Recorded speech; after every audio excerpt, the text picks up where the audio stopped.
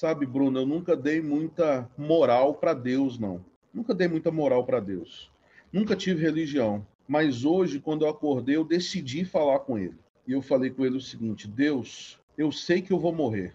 O corpo é meu, eu estou sentindo. E eu sei que eu vou morrer. E já que eu vou morrer, eu tenho um último pedido para fazer para o senhor. Eu sou lá do Nordeste e minha maior alegria na vida sempre foi dançar forró. E eu queria dançar o último forró da minha vida.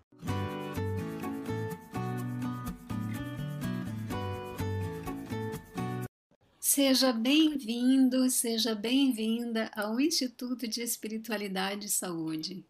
Nossa missão é potencializar a energia vital, explorando a relação entre espiritualidade e saúde e ajudando a vida a florescer e frutificar.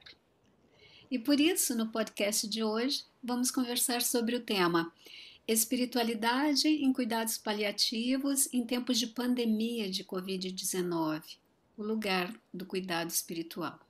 E para essa conversa, nós convidamos o Bruno de Oliveira, uma pessoa que investe grande parte do tempo de sua vida em atividades, eu diria, atividades teóricas e práticas relacionadas ao cuidado espiritual nos cuidados paliativos no Rio de Janeiro. O Bruno é professor e pesquisador dessa temática, está realizando doutorado em filosofia na UERJ, fez mestrado em ciências da religião na Universidade Federal de Juiz de Fora e também faz acompanhamento de pessoas em cuidados paliativos no Instituto Nacional do Câncer, no INCA. O conhecimento teórico e prático do Bruno permite-me dizer que ele é um especialista em cuidado espiritual. Mas esse tema levanta muitas perguntas. Eu teria uma lista aqui, por exemplo, o que significa cuidado espiritual? Será que o cuidado espiritual é uma necessidade humana? Quando é que essa necessidade surge? Mas, Bruno, seja muito bem-vindo e com muita gratidão, eu começo essa conversa com você, dando espaço para você falar sobre o seu contexto de trabalho no hospital. Bom, obrigado, Mari, pelo convite. Obrigado a todos e todas que nos ouvem, né? E a gratidão de ter a oportunidade de falar desse tema que é tão caro para mim. Essa semana, um gestor de um hospital que me chamou para conversar sobre essa questão veio me perguntar: mas a dimensão, eu preciso nesse momento manter no hospital aquilo que é essencial e não importante. A dimensão espiritual é essencial ou importante? Eu falei, cara, eu não vou te responder essa pergunta, eu vou remeter à OMS, né? Se a OMS não hierarquiza o cuidado físico, emocional, social e espiritual, mas dizem que falar em saúde é falar dessas dimensões, todos são essenciais. Não tem hierarquia aí. Né? E é preciso, inclusive, numa dimensão talvez até mais que interdisciplinar, mas transdisciplinar, Mari, a gente perceber quando num tratamento em saúde, talvez o médico não seja o principal sujeito do cuidado daquele paciente. Talvez aquele paciente, pelas demandas dele, seja um agente de suporte espiritual, seja o psicólogo, né? Que seja o principal, porque a principal demanda dele é uma demanda emocional, é uma demanda espiritual, né? Que talvez só somatiza e traz consequência para o físico, ou seja, essa questão física, o sofrimento físico, como um efeito colateral da dor emocional, da dor espiritual, da dor social. Então, esse tipo de dor, e isso a Cecil Saunders que fala no seu conceito de dor total, não se trata aumentando a dose de opioide, né? Quando a origem da dor, um discípulo da Saunders, chamado Eric Kessel, diz algo bem bonito: o sofrimento não identificado não poderá ser aliviado. Ou seja, uma questão de diagnóstico. Né? Quando a gente não diagnostica bem, a gente não trata bem. Se a gente não identificar a origem desse sofrimento, a gente vai tratar o sofrimento de forma errada. Vai tratar o sofrimento como dor, e tem essa diferença entre dor e sofrimento, Vamos né? tentar medicalizar o sofrimento. Né? Isso, vai tentar medicalizar o sofrimento e sem sucesso, não é mesmo? Exatamente. É o Exatamente. que a Cicely Saunders fala sobre dor total, né? O que o Eric Cassel, que você mencionou, também fala sobre a importância de fazer essa diferenciação entre sofrimento e dor. E Uhum. é interessante que a gente vê já muitos trabalhos, e você faz parte, então, de uma sociedade sobre estudo da dor, né? E que mostra exatamente isso, né? Que quando a pessoa ela é cuidada, atendida na sua integralidade, então, obviamente, nós estamos falando também das suas necessidades espirituais atendidas, há alívio da dor. A percepção da dor é outra, então tem um impacto importante na percepção da dor e também até nas doses dos opioides, né? Então, pode falar, eu estou percebendo que você. Eu ia falar, Mari, que, por exemplo, conversas como essa com gestores que eu tive essa semana me leva a pensar que o cara falta até, com perdão da sinceridade, falta até inteligência, porque assim é até mais economia para o hospital. Agora eu vou ser aqui capitalista mesmo, assim. É Uhum, até mais economia para o hospital, porque uhum, cada vez mais estudos, e eu faço parte de um comitê de espiritualidade da Sociedade Brasileira de Estudo da Dor. Ou seja, se cria um comitê de espiritualidade ao se perceber que uma atenção à dimensão espiritual diminui a dor física do paciente. uhum, Ou seja, gasta menos com analgésico e opioides, gasta uhum, menos com medicação, uhum, muitas vezes com processo de escuta. A gente tem uma musicoterapeuta em uma das unidades que eu trabalho, e é interessante que ela faz um trabalho de atender o paciente com música no momento da troca de um curativo que é doloroso. E a gente vê a diminuição do nível de dor nesse momento. A troca de curativo, que geralmente é muito dolorosa, quando ela entra e começa a tocar a música, o paciente sente menos dor. Né? uhum. E isso não é achismo. Eu estou falando de ciência, eu estou falando de medicina baseada em evidência, eu estou falando disso. Né? Então, querendo dizer, é até pouco inteligente, né? Não dá atenção a essa dimensão. É verdade. Eu tenho um aluno que começou no mestrado agora e ele trabalha num hospital aqui de Curitiba, no hospital universitário, e o trabalho dele vai ser justamente essa pesquisa aí que você menciona, para mostrar com números, com evidência, esse custo-benefício do atendimento ou da integração da espiritualidade, da integração do cuidado espiritual, e quais os resultados ou impacto disso na economia mesmo do hospital. Porque eu Perfeito, acho que a gente está precisando disso, né? perfeito, porque chega um momento que parece que não basta só artigo, a gente tem que mostrar o quanto. Infelizmente, eu digo aqui, Mari, infelizmente, esse tipo de abordagem é necessária. A gente mostrar quanto que economiza no bolso, talvez, para mostrar a importância do trabalho. Assim, né? Então, Isso me faz pensar a questão também da profissionalização das pessoas que fazem esse tipo de atendimento com essa qualidade, com esse impacto, com esses resultados também em termos econômicos para os hospitais, uhum. sabe? E quando eu penso nisso, aí eu te pergunto: você faz esse trabalho de uma forma voluntária? Você recebe por esse trabalho? E por que será que esse trabalho nessa qualidade não é tão valorizado em termos econômicos, Uhum, financeiros? uhum. O que você tem a dizer? Tá, essa é uma luta assim muito grande, né? Eu tenho excelentes membros na minha equipe no INCA, todos voluntários, que eu acho que se a gente tivesse condição de ter um sustento para eles, e aí eu estou falando mesmo de uma profissionalização, seria muito interessante. Mas eu, na verdade, desde que eu entrei no INCA, né, eu sou voluntário no Instituto há 15 anos, né? Sou voluntário há 15 anos. No hospital anterior que eu falei, que eu fui capelão, era contratado. Eu fui para o INCA para ser voluntário, por acreditar num projeto. E não existe ainda no Instituto, por ser, vamos dizer assim, tudo no INCA é difícil de mexer, né? Porque é um instituto federal, basicamente, mudanças simples lá, você tem quase que perguntar ao presidente da República, seja ele quem for. Então, não existe esse cargo no INCA, por isso a gente ainda é voluntário. Nas outras clínicas que eu trabalho, em outros locais, eu sou contratado, né? Alguns problemas que eu levanto, Mari. Primeiro, mão de obra qualificada. Uhum.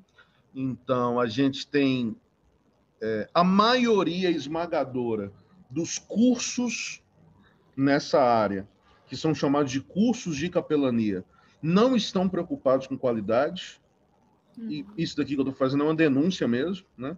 Está preocupado só com a questão financeira. Não é à toa que você faz um curso de um dia e você recebe uma carteirinha dizendo que você é capelão hospitalar, militar, civil, prisional, aeroespacial, lunático, de um dia. Eu montei. Como eu comentei contigo, né, daquela minha Isso. experiência, que fui fazer um curso de capelania, porque eu fiquei curiosa sobre isso, e foi exatamente isso que aconteceu. Um dia de curso e a primeira coisa que era feita era tirar a foto para poder fazer a carteirinha de Eu, capelão para poder eu entrar no. dava aula aqui numa faculdade teológica, Mari, e eu estava dando aula de outro tema, né, não relacionado à capelania, como teólogo dando aula. E aí o diretor acadêmico entrou na sala com um senhor e falou: professor, só poderia dar um tempo só para esse senhor apresentar um projeto de um curso? E aí o camarada entrou, coloca uma pasta em cima da mesa, abre e começa a divulgar um curso de capelania. Dos 10 minutos que ele falou, 8 foi sobre a carteirinha, que era de coro legítimo, de um lado em inglês, de outro lado em português, dizendo que você vai no mundo inteiro ter acesso aos hospitais, o que é uma mentira, né? Mas isso é outro capítulo. E falando sobre o certificado, que era em bordas douradas e assinado com a caneta dourada pelo presidente da instituição. E aí um aluno estava perto de mim, sabia da minha história, que eu trabalho em hospitais. Ele olhou para mim e falou: vou fazer uma pergunta. E disse para esse camarada: em qual hospital vocês atuam? E eu falei: não, eu não atuo em hospital, eu só dou aula. Eu falei: mas você já atuou em capelania? Ele falou: não, não, só dou aula. Então, você não precisa pensar muito assim, cara. Né? Você não precisa ser tão inteligente para associar. Peraí, o que esse camarada está ensinando? O que esse camarada está ensinando? Então, assim, é importante a gente trazer isso como uma forma de denúncia, primeiro porque o que é vendido é uma mentira. Toda semana bate pessoas na porta do INCA com carteirinhas dessas de mais diversas instituições, dizendo: vim aqui visitar, porque o que vende você tem essa carteirinha que você vai ter acesso a todos os hospitais. Isso é uma mentira, a lei não diz isso. Não há lei no Brasil, nem a nível federal, estadual ou municipais, que dá direito a um líder religioso ou um capelão a entrar em qualquer hospital e atender quem ele quiser. O que as leis dizem é que líderes religiosos de qualquer confissão têm acesso aos hospitais, acompanhados ou não de suas esposas, né? Olha o termo ainda, né? A qualquer hora do dia e da noite, seguindo as normas da instituição e desde que convidado pelo paciente ou pelo familiar, quando esse não estiver mais interagindo. Então, o que diz é que se tem um indivíduo lá da Igreja Católica e quiser receber a unção dos enfermos do padre, esse padre conversa com a instituição e, de acordo com as regras da instituição, pode entrar para atender aquele paciente específico, não sair atendendo pacientes. Então, um problema que a gente tem é que o Brasil tem muitos capelães formados, mas nesse tipo de curso. Outra questão que a gente tem, assim, Mari, é uma questão política interessante, não, né? Eu ia falar interessante, mas não é interessante. A gente vive um momento no Brasil onde a questão religiosa e política elas se misturam muito, assim. Então, essas instituições que estão dando esses cursos, geralmente elas têm como padrinhos indivíduos políticos que acabam dando carteirada em muitas questões sem levar em consideração a qualidade das questões. Trazendo em forma de exemplo o que eu estou dizendo, o secretário de saúde de uma cidade me convidou, aqui no Rio, no estado do Rio, me convidou para implantar um projeto de capelania nos hospitais públicos dessa cidade. Eu fui, apresentei um projeto, eu me reuni, as reuniões foram com o secretário de saúde e com o prefeito. Secretário de saúde e prefeito. Nos reunimos, apresentamos o projeto, perfeito. Começamos o trabalho. Em um domingo, um pessoal de uma igreja tentou ir lá fazer esse trabalho de visitação, falaram que não podia, porque agora tinha uma equipe de capelania e que eles podiam até fazer parte, mas que precisavam passar por um curso de capelania que a gente criou. E eles ligaram para um membro da igreja deles, que é deputado estadual. O deputado foi no hospital, deu carteirada, pôs todo mundo para dentro e falou que naquela cidade ele é que mandava. Eu voltei no secretário de saúde, no prefeito, e falei, olha, eu tô fora. Porque não dá, não dá. Eu conversei com o secretário de saúde, com o prefeito, e não dá para fazer. Então, a maioria dessas instituições tem padrinhos políticos que não estão preocupados com isso, está preocupado de fato, transformar o hospital numa igreja, infelizmente. Transformar o hospital numa igreja e abrir as portas para as pessoas da igreja estarem lá. Então, eu vejo isso como uma necessidade muito grande, mas precisa passar por uma questão política forte nesse sentido, né? Desse reconhecimento, de um reconhecimento dos próprios hospitais, da importância desse trabalho, antes da valorização, reconhecer que é importante. Então, a gente está talvez um passo até anterior, sabe, Mari? Reconhecer que, apesar de eu nunca ter falado tanto em eventos relacionados à espiritualidade, são poucos hospitais que têm, no Brasil, estou atrevendo a me falar, são poucos hospitais no Brasil que têm esse atendimento espiritual a pacientes. Uhum. Super concordo contigo. E muito importante essa denúncia que você faz. É, eu penso assim, eu cheguei a um nível assim na minha reflexão sobre essas questões, que a espiritualidade, a espiritualidade precisa ser integrada nos cuidados em saúde, que o cuidado espiritual é necessário para um atendimento de qualidade mesmo em saúde, e que nesse sentido poderia ser defendido uma questão de espiritualidade como tema ou um aspecto assim a envolver as políticas públicas.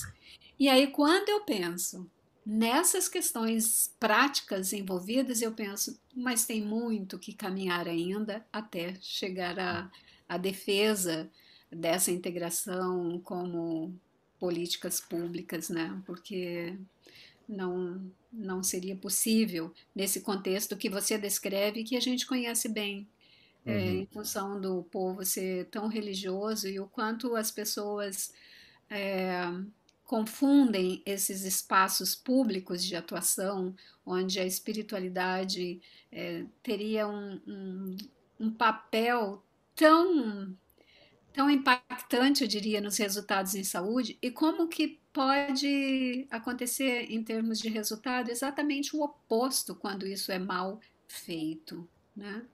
Sim. E, e aí você falou antes, um pouco antes, né, sobre as necessidades espirituais e os cuidados espiritual, ou o cuidado espiritual, que não importa então se a pessoa tem uma religiosidade, uma religião, ou se ela é ateia. E eu me lembro assim que você falou também num outro podcast sobre a experiência de uma pessoa que era ateia, que dizia-se ateia, e ela tinha necessidades espirituais. E aí eu gostaria de perguntar assim para você trazer alguma experiência sua com pessoas que se dizem ateias e que têm necessidades espirituais, para que isso fique claro para as pessoas que estão ouvindo, né? Como é que seria isso então? Eu costumo sempre, quando vou atender os pacientes, já deixar claro o que é um suporte espiritual. Primeiro, para aguçar a curiosidade da pessoa, e segundo, para desvincular dessa questão religiosa, porque geralmente o ateu, quando vem entrando, já faz logo associação, né? Está entrando para me converter, está entrando para me, né? Então, eu costumo sempre deixar muito claro e não é estranhamente, né? Mas talvez um dado que eu trago aqui da melhor aceitação e interação que eu consigo ter com ateus do que com religiosos muito fanáticos, assim. Uhum. Né? Então, o ateu ele é muito mais aderente ao tratamento e essa perspectiva do que um religioso fanático que, se agarra no seu fundamentalismo ali, talvez, para se distanciar e negar essa possibilidade, se agarrando ali na única coisa que ele consegue enxergar, né, na frente dos olhos. Eu tive um paciente ateu, que eu me recordo aqui agora, né, o primeiro que vem à mente. Eu lembro que eu perguntei a ele como ele fazia para transcender nos momentos de dificuldade. Porque eu falei, olha, eu tenho uma religião minha, pessoal, que eu pratico, e na hora que o bicho está pegando, né, eu geralmente recorro aos elementos dessa religião. E você recorre a quê? E ele me disse, eu sou surfista, e eu sempre tive uma relação muito intensa com o mar. Então eu costumo caminhar na praia e quando entro no mar, parece que o mar entra em mim e eu me sinto alimentado espiritualmente. O fato dessa experiência não ter invocado o nome de Deus não a torna uma experiência menos espiritual. Uhum. Então, talvez eu diria, e aqui me utilizando exatamente do Luc Ferry, que a espiritualidade sem Deus que ele traz é uma espiritualidade onde não me entendam mal, não entendam aquilo que eu não estou querendo dizer, tá? Deus é importante, mas não é essencial. Ou seja, Deus é importante para esse tipo de espiritualidade, mas não necessariamente é necessário invocar o nome de Deus para a espiritualidade se fazer presente, para acessarmos essa dimensão. Então, esse contato com a natureza era algo que trazia sentido à vida desse paciente. O alimentava espiritualmente, para usar as palavras dele. E está tudo bem. E é isso. Né? A espiritualidade dele está aí. Então, assim, quando a gente fala dessa perspectiva do sofrimento espiritual, ele não é o sofrimento só atrelado à religião, que pode ser, sim, mas não é apenas. Então, é o sofrimento dessa dor de não se encontrar um sentido na vida, da dor, como eu encontrei essa semana em um paciente, jornalista que saía de casa para trabalhar, época de pandemia, e acabou pegando Covid, e na sua visão, ele contaminou a mãe que morava com ele. Ele precisou ser entubado, e quando ele sai do tubo, ele descobre que a mãe tinha morrido. E a grande angústia dele é a angústia da culpa agora. Né? O que ele tem que lidar agora, na concepção dele, é a culpa de eu matei minha mãe. Então tem uma dimensão de um perdão aí, que é uma dimensão espiritual, muito clara, assim, né? E que nesse momento nem passa por uma questão religiosa, passa numa questão consigo mesmo, né? E que a gente precisa, talvez, dar atenção aí, né? Muito bom esse exemplo que você trouxe. E no caso, nesse contexto de pandemia que tem esse distanciamento, as pessoas não podem acompanhar os seus queridos, suas queridas, até o último instante, em função da necessidade de distanciamento. Como é que fica, então, tanto para o atendimento às necessidades espirituais dessas pessoas, quanto para essas pessoas que ficam? E pensando no contexto dos cuidados paliativos, a gente sabe assim que a gente chama de unidade do cuidado, paciente e familiares, porque ambos precisam de cuidado, porque não é só o paciente que sofre, né? Mas quando ele adoece, quando a pessoa enferma está enfrentando uma doença grave, progressiva, não é uma enfermidade que tem possibilidade de cura, mas estamos falando então de uma doença grave, progressiva, que ameaça mesmo a continuidade da existência. A gente percebe assim que ela não é só ela que adoece, mas toda a família. Então, por isso, a filosofia dos cuidados paliativos é justamente essa, de atender paciente e familiares.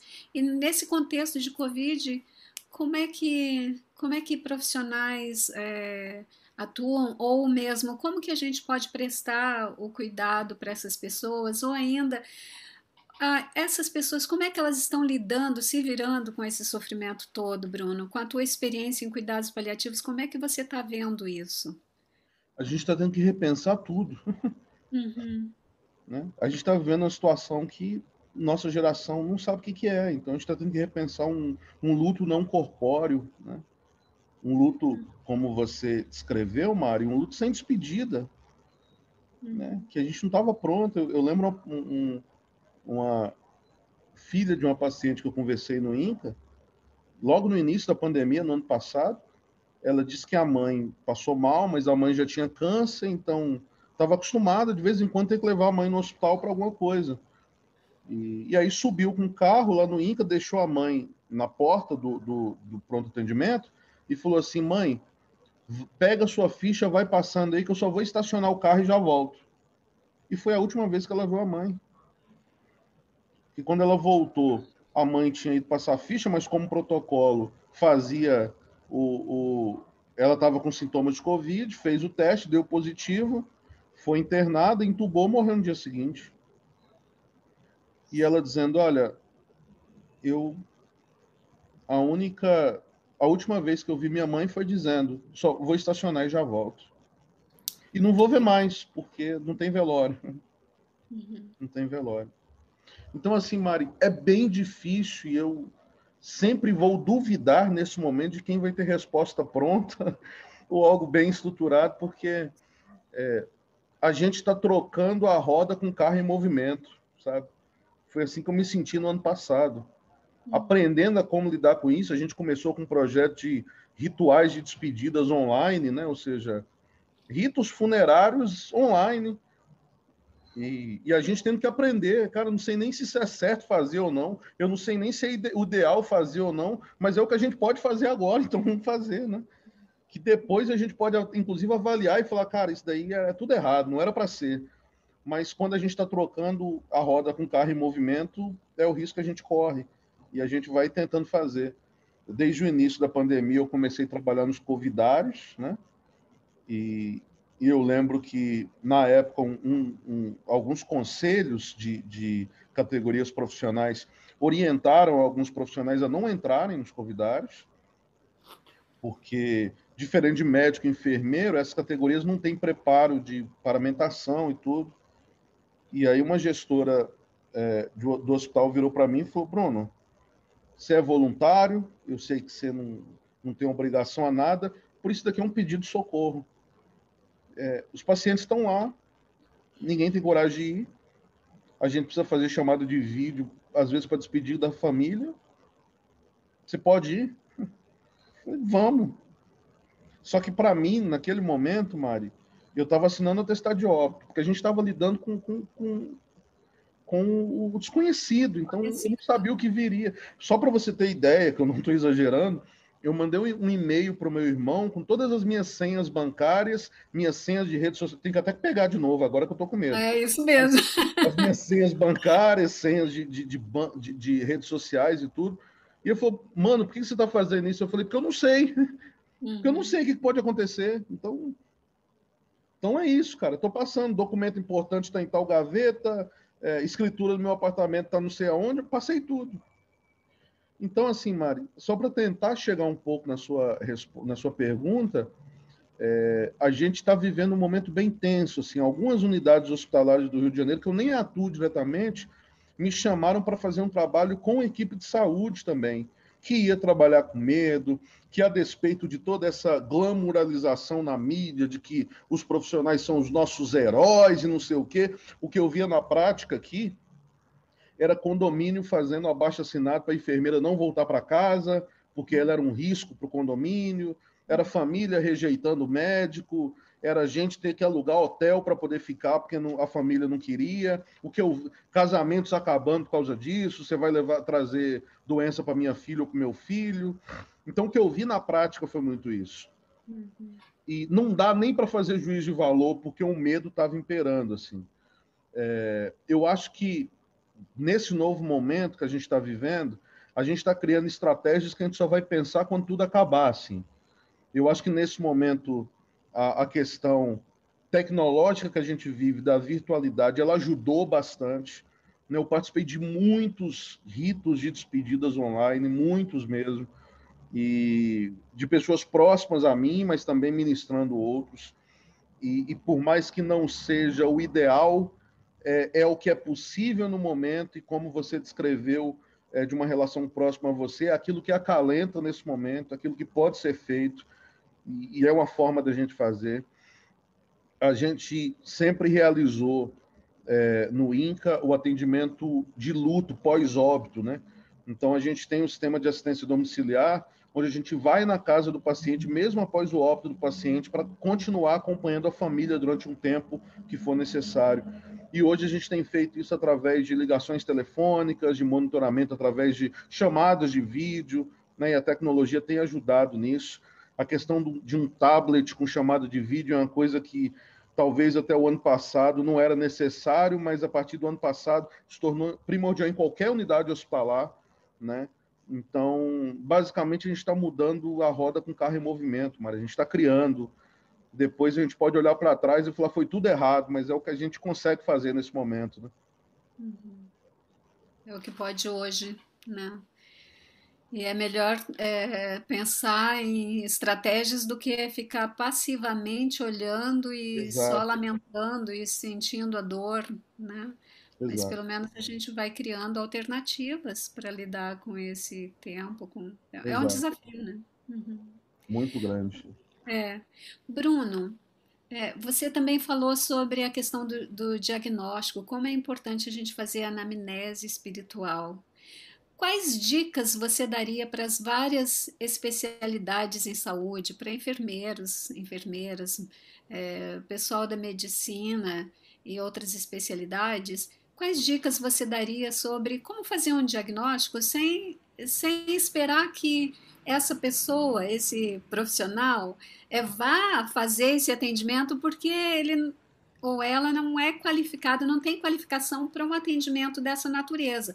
Mas há algumas coisas simples, ou um diagnóstico, ou algumas questões simples que são possíveis desses profissionais fazerem, porque isso implica, ou isso significa a integração, né, da Totalmente. espiritualidade no cuidado. Então, quais dicas você daria para profissionais de equipes multidisciplinares sobre essas questões das necessidades espirituais ou mesmo do cuidado espiritual, respeitando a limitação e a potência de cada um, de cada Claro, claro. especialidade? A primeira coisa que eu queria dizer, que não sou eu quem diz, mas é o Harold Koning, vai dizer, é que a gente ganharia muito no tratamento em saúde se um profissional, no primeiro atendimento com o paciente, gastasse alguns minutos para fazer uma anamnese espiritual. Conhecer a história religiosa do paciente, se ela existe. Conhecer as dimensões espirituais que trazem sentido à vida dele. Então, assim, a primeira coisa que eu queria dizer é que eu acho que esse tema tem que estar presente no início do tratamento. A segunda coisa, tem alguns protocolos de anamnese que são bastante interessantes. Mas antes de falar deles, eu queria falar sobre o que é um protocolo, né? Ou talvez o que não é um protocolo. O protocolo não é uma camisa de força. Sim. Então, o protocolo ajuda, mas não é para engessar, né? Aquelas fases da perda lá da Elizabeth Kubler-Ross que ela criou, no final da vida dela, ela chegou a dizer que se arrependeu de ter criado. Né? E ela disse que se arrependeu não porque ela não acreditasse, mas pelo que transformaram nela. Ou seja, os indivíduos não querem... A grande ênfase, e a gente tem poucas literaturas traduzidas para o português, né, da Kubler-Ross, tem poucos livros dela traduzidos, infelizmente, e ela é mais conhecida pelas fases da perda. Uhum. Né? Negação, raiva, barganha, depressão e aceitação, e a esperança que permeia todos os outros. Mas a grande ênfase dela era o paciente como protagonista do cuidado. A Isso. grande ênfase dela era: a gente pergunta a todo mundo como cuidar do paciente e esquece de perguntar ao paciente. Uhum. Então, o que transformaram com as fases da perda aqui foi no protocolo burro, onde se tenta enquadrar o paciente naquelas fases e não o contrário. Não Uhum. tentar ouvir o paciente e ver, olha, se ele estiver naquelas fases, vamos lá. Não. Se tenta enquadrar o paciente naquelas fases. E aí é um protocolo burro. Eu estou fazendo toda essa introdução porque eu quero falar de 3 protocolos aqui. A gente não pode cometer o mesmo erro com eles. Sim. Então, muitas vezes no protocolo, a gente vai lá da anamnese, a gente vai lá no primeiro tópico dele, e no primeiro tópico a gente já encontrou aquilo que a gente queria. Então, acabou o resto, esquece o resto. Né? Não precisa ticar todos os pontos, né? como um relatório. Então, tem três assim interessantes, sobretudo para quem não sabe como iniciar esse tema. Né? O mais famoso deles é o FICA, que é um protocolo criado pelo American College, né? Que é o F, né? Uhum. É de faz, né? Ou seja, você tem alguma crença religiosa que impacta a sua vida, que é importante para você, o I de importância, a importância que ela tem nesse momento da sua vida. O C é de comunidade, né? Você tem alguma comunidade religiosa que você quer que seja importante, ou não, alguma comunidade espiritual. O que é uma comunidade espiritual? Ah, Bruno, lá no início a pessoa já falou que não tem religião, então não tem comunidade religiosa. O grupo de motociclista que ele participa pode ser uma comunidade espiritual. O Sim. grupo de salão de beleza que se criou uma amizade, o grupo do chá da tarde, o grupo da rua é uma comunidade espiritual, porque é uma comunidade que traz sentido. E o A de a, a, Atender. aplica, Uhum. Uhum. como que vai aplicar isso no tratamento, né? Como que o indivíduo gostaria que se aplicasse. Outros dois que eu queria dizer, e aí vocês, profissionais de saúde, podem pesquisar, é o Spirit e o Hope. Uhum. Esses são protocolos que eu diria, sobretudo o Hope, mais para essa demanda espiritual e menos religiosa, assim, né? Por exemplo, a primeira pergunta do Hope, que é o H, são as fontes de esperança, né? Quais são aqueles elementos que trazem esperança? Então, esses protocolos ajudam, Mari, quando, por exemplo, o profissional não tem uma preparação para essa dimensão espiritual e precisa startar. Então, o protocolo ajuda. Mas, novamente, não seja refém do protocolo. E Isso. aí, dando um passo um pouquinho além, e eu não sei, né, a quem vai chegar esse podcast, e eu acredito que pode chegar, inclusive, a alguns coordenadores de cursos e tudo, a gente tem que incluir a espiritualidade ou o tema da espiritualidade nos nossos programas curriculares de saúde. Né? Os cursos de medicina, os cursos de psicologia. Eu hoje sou muito feliz porque eu venho de um lugar religioso, sim, né? Eu fui pastor de igrejas e tudo, mas hoje eu sou mais falado para falar chamado, perdão, para falar em faculdades do que em igreja. Praticamente não sou chamado para falar em igreja, mas toda semana estou falando em 3, 4 cursos de enfermagem, psicologia, medicina. Eu fico muito feliz com isso. Mas eu acho que a gente tem que colocar isso de forma mais eletiva nos nossos cursos, de forma a trazer essa reflexão espiritual na formação dos nossos profissionais. Muito bem colocado. Semana que vem eu vou dar uma aula sobre ferramentas de, de abordagem espiritual, ou seja, anamnese espiritual para estudantes de medicina, numa Uhum. liga uma liga acadêmica de espiritualidade e medicina. Perfeito. Uhum. Hum. Muito bem. Bruno, você gostaria de trazer alguma história, uma experiência que você acha assim que vale a pena trazer para as pessoas ouvirem sobre o quanto o cuidado espiritual, o cuidado às necessidades espirituais da pessoa esse cuidado é importante e ajuda a promover a saúde? Eu vou trazer uma história que marcou muito minha vida, assim, tem muito tempo, e marcou muito a minha vida. Na unidade 4 do INCO, uma das coisas que a gente mais gosta de fazer é festa. Porque em festa a gente se sente muito vivo. Então, a gente tem um calendário lá, e nessas datas especiais a gente sempre festeja, né? Dia dos Pais, Dia das Mães, Natal, Páscoa. Pandemia deu uma esfriada nisso, mas a gente está doido para retomar. A gente fez uma festa junina uma vez, e eu tenho certeza que essas festas que a gente faz é mais animada que as festas das famílias de vocês. Acredita em mim. Os pacientes brincando no corredor, lá que é um corredor sem internação, onde a gente realiza as festas, fazendo trenzinho da alegria na cadeira de roda, sabe?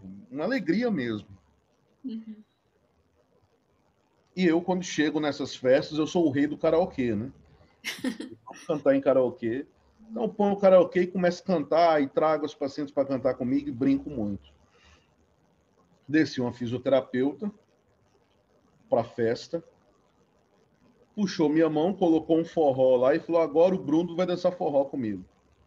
Eu falei: eu não vou dançar forró com ninguém. E todo mundo começou a gritar: dança, dança. E eu muito certo que eu não ia dançar por uma simples razão, Mary, eu não sei dançar. Nem eu. Quando eu era mais novo, me falaram que era pecado dançar, eu acreditei e não Sim, aprendi. eu também. Como resultado disso, tá eu todo duro aqui, não sei dançar. E Uhum.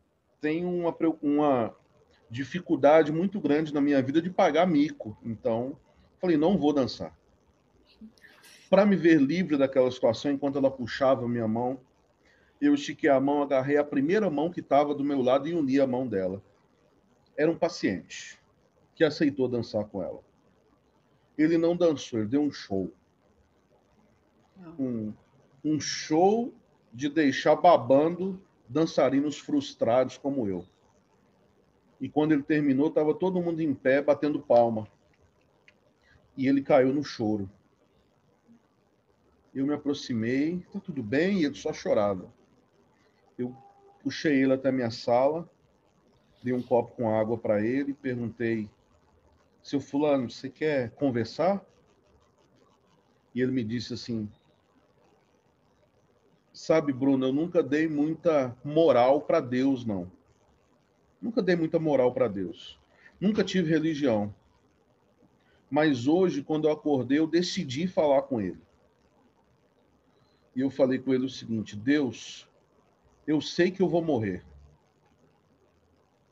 O corpo é meu, eu estou sentindo. E eu sei que eu vou morrer.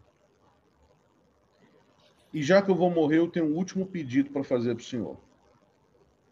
Eu sou lá do Nordeste e minha maior alegria na vida sempre foi dançar forró. E eu queria dançar o último forró da minha vida. E quando eu acordei hoje, eu não imaginava que eu ia achar um forrozinho para eu dançar aqui no hospital. E eu comecei a conversar com ele, compartilhar com ele essa experiência que ele viveu de falar com um ser superior que ele nunca acreditou, mas que naquele momento fez sentido na vida dele falar. E ele disse para mim assim: Bruno, eu nunca fui religioso, eu não tenho religião, não, tal. Eu não sei nem para que Deus que eu orei, porque eu não conheço nada disso. E eu virei para ele e disse: seu fulano, vamos então chamá-lo de o Deus do forró, que para a gente aqui pode ser simplesmente o Deus que traz forró para o hospital só para dizer que se importa com a gente. Se você orou esse Deus, falou com ele, vamos chamá-lo do Deus do forró. E ele decidiu, virou para mim e falou que foi tão bom orar de manhã que ele queria orar de novo. E ele fez uma oração sem nenhuma estrutura religiosa que a gente está acostumado de ver, de começar com uma coisa, acabar com amém, nada, não sabia nada disso. Mas ele fez com seu jeito simples e sotaque nordestino. Ele chamou Deus de Deus do forró. E disse a ele que se ele fez isso para dizer que ele era importante, ele entendeu o recado. E se ele era importante e fez aquilo por ele, ele queria também agradecer, porque era o que ele precisava naquele dia. E ele orou e ele morreu no dia seguinte. Esse dia, Mari, foi o dia que eu percebi que essa dimensão, ela não só não está presa a uma questão religiosa, dogmática, ritual, mas o rito talvez seja um forró, o rito talvez seja música, o rito talvez seja uma oração descompromissada com alguém que ele nem conhece e que ele nem sabe se existe, mas que ele decidiu fazer naquela hora, porque naquela hora era algo que trazia sentido a sua vida. Esse dia foi o dia que eu percebi que talvez toda a minha trajetória religiosa não serviria de nada, de acordo com o paciente que eu vou ter contato, porque não serviria de nada a minha teologia, não serviria de nada os meus dogmas e ritos, porque eu descobri ali uma face do sagrado que eu não conhecia. Um divino, um sagrado, que chama a gente para dançar. Uhum. E talvez que se importa mais com a música do que com a sua existência. Talvez o sagrado ali foi a música. Talvez o divino ali é o forró. É isso. O exemplo perfeito que você trouxe do que é espiritualidade e o que é integrar a espiritualidade no cuidado em saúde. Porque se nós pensamos que a espiritualidade é essa dimensão do sentido e da conexão, o exemplo que você trouxe, esse paciente ele fez uma conexão profunda com ele mesmo, com os outros e com algo da dimensão do invisível, algo que ali se tornou sagrado para ele, inclusive, né? Muito Exato. bonita a experiência, linda mesmo. E nos inspira a, a estudar mais sobre isso, porque a gente percebe que não é uma questão simples como às vezes as pessoas querem fazer parecer, né? Essa temática é muito complexa e precisa de mais estudos para ir nos ajudando a melhor lidar com essa dimensão do mistério da alma humana, da existência humana, e que nos ajuda tanto a, a prover qualidade, mais qualidade de vida, mais sentido a essa existência, para que a gente não sofra dessa dor da falta de sentido, né, que você mencionou. Bruno, eu estou muito agradecida pela, por essa conversa, foi maravilhosa. Eu sei que você faz muito mais do que isso que você descreveu aqui. Se você quiser ainda, eu sei que o tempo agora já está bem extenso, mas se você quiser ainda falar alguma coisa sobre outras coisas que você faz, né, o seu envolvimento, você pode falar. Agora, se você achar por bem, a gente pode encerrar aqui também. E eu estou com o coração cheio de gratidão e alegria por esse tempo de aprendizagem contigo. Muito obrigada. Obrigado você, Mari, obrigado. Estou muito feliz, primeiro, de conhecer. Meu contato, primeiro, que você foi através da sua filha, que é alguém muito especial para mim. Obrigada. Inclusive, seu sorriso é igualzinho dela, da Evelyn. Obrigada. E depois através do Edson, que é um mentor para mim. Então, estou muito feliz de participar aqui. Né? Eu dedico não só a academia, como a minha prática, né, a essa dimensão espiritual, mas a questão social ela é muito presente na minha vida, e eu costumo dizer que é uma herança genética, porque minha mãe sempre teve projetos sociais lá em Minas, com população vulnerada, né? E aqui eu também procuro desenvolver isso. Então, eu sou diretor de uma ONG no bairro de Bom Sucesso. A gente trabalha com população carente, Complexo de Alemão e Complexo Manguinhos.